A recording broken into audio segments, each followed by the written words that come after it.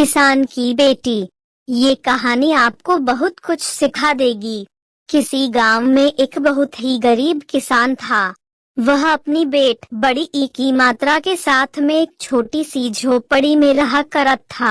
उसके पास खेती करने के लिए बहुत ही थोड़ी सी जमीन थी, इसीलिए उस किसान फसल बेचकर बिल्कुल थोड़े से ही रुपए मिलते थे और उन रुपयों से वह लोग सही से 2 टाइम का खाना भी नहीं खा पाते थे।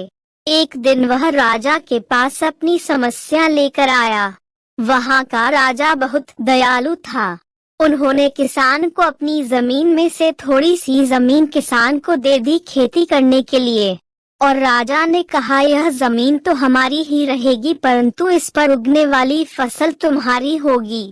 किसान बहुत खुश हो गया और राजा को धन्यवाद करता हुआ वहाँ से आ गया। फिर एक दिन वे खेत की जुताई कर रहा था, तभी उसका हल एक कठोर चीज से जा टकराया।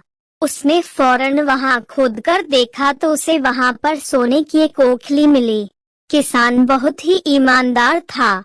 उसने फिर अपनी बेटी से कहा कि हमें यह ओखली राजा के खेत से मिली है।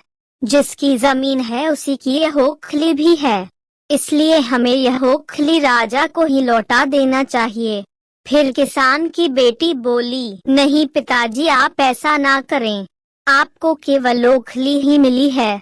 अगर राजा ने आपसे इसकी सोने की मूसली भी मांगी तो फिर आप क्या करेंगे? इसीलिए आप इस ओखली को अपने ही पास रखिएगा। परंतु किसान को अपनी बेटी की यह बात अच्छी नहीं लगी।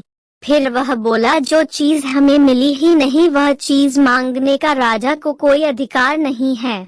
और फिर वह राजा के पास ओखली लेकर जा पहुंचा और दरबार में फिर वैसा ही हुआ जैसा कि किसान की बेटी ने कहा था। डंडा राजा न एक ही मात्रा। यही सोचा कि किसान ने लालच में आकर मूसल अपने पास रख ली है। किसान बेचारा राजा को सोने की मूसल कहाँ से लाकर देता। नतीजा यह हुआ कि किसान को जेल में डाल दिया। जेल में न तो उसे ढंग से खाना ही मिलता था और न ही पानी। भोले किसान को ऐसी गलती की सजा मिली थी जो उस किसान ने करी ही नहीं थी।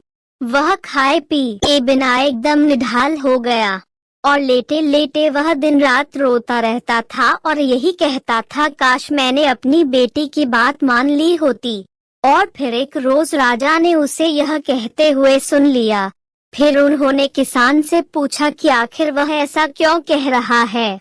तो फिर किसान ने राजा को पूरी बात बताई। यह सुनकर राजा को अपनी गलती का एहसास हुआ और किसान को फौरन छोड़ दिया गया। और फिर किसान की बेटी को राजा ने अपने दरबार में बुलाया। उससे बातें करने के बाद राजा को पता चल गया कि वह बहुत ही बुद्धिमान है। राजा ने किसान की बेटी को राज्य के खजाने का मंत्री बना दिया और उन्हें रहने के लिए घर और सारी सुख सुविधाएं भी दी गईं। और उसके बाद से किसान और उसकी बेटी हमेशा सुख से रहे। किसान को थोड़ा कष्ट तो अवश्य झेलना पड़ा, परंतु अंत में सच्चाई की ही जीत हुई। दोस्तों, आपको यह स्टोरी कैसी लगी हमें कमेंट में जरूर बताएं और ऐसी डेली वीडियो देखने के लिए हमारे चैनल को सब्सक्राइब करें। Thank you for watching.